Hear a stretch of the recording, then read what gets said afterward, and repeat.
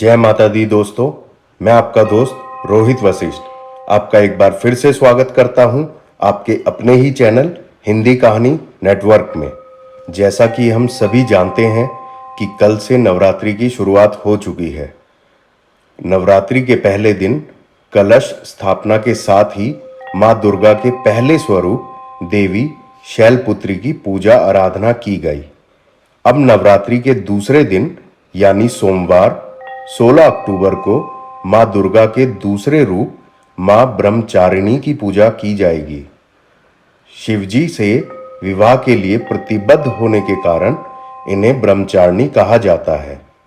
ब्रह्म का अर्थ तपस्या से होता है। इन्हें ज्ञान और तप की देवी भी कहा जाता है। मां ब्रह्मचारिणी का स्वरूप अत्यंत ही भव्य और पूर्ण ज्योतिर्मय है। मां ब्रह्मचारिणी के दाहिने हाथ में माला होती है और बाएं हाथ में कमंडल है। मां ब्रह्मचारिणी को साक्षात ब्रह्म का स्वरूप माना गया है। शास्त्रों के अनुसार मां दुर्गा का देवी पार्वती के रूप में पर्वतराज हिमालय के घर जन्म हुआ। महर्षि नारद जी के कहने पर इन्होंने शिवजी को पति के रूप में पाने के लिए जंगल में कठिन तपस्या की और सालों तक निराहार भी रही। हजारों वर्षों तक कठिन तपस्या किए जाने के कारण इनका नाम ब्रह्मचारिणी पड़ा और इन्हें जप तप त्याग और ज्ञान की देवी माना गया। कठिन तपस्या के बाद मां ब्रह्मचारिणी ने पुनः 3000 वर्षों तक तपस्या की। जमीन पर टूटकर गिरे बेल पत्तों को खाकर वह महादेव की आराधना करती रहीं। इसके बाद कई वर्षों तक निर्जल और निराहार रहकर तपस्या की। निर्जल और निराहार तपस्या के कारण इनका एक नाम अर्पणा भी पड़ा। कठिन तपस्या के कारण मां ब्रह्मचारिणी का शरीर कमजोर पड़ने लगा। इनकी कठिन तपस्या से तीनों लोकों में हाहाकार मच गई। देवता ऋषि मुनि सभी इनकी तपस्या को अभूतपूर्व कहने लगे।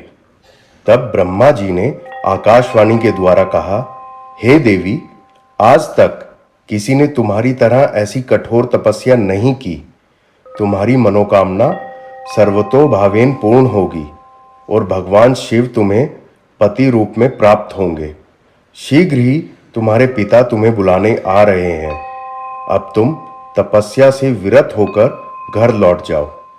नवरात्रि के दूसरे दिन मां ब्रह्मचारिणी के इस रूप की पूजा की जाती है। इनकी पूजा करने से कठिन संघर्षों में मन विचलित नहीं होता और वैराग्य, संयम, सदाचार और सर्व सिद्धि की प्राप्ति होती है। मां ब्रह्मचारिणी की कथा का सार यह है कि जीवन के कठिन संघर्षों में भी मन विचलित नहीं होना चाहिए। मां ब्रह्मचारिणी देवी की कृपा से सर्व सिद्धि प्राप्त होती है।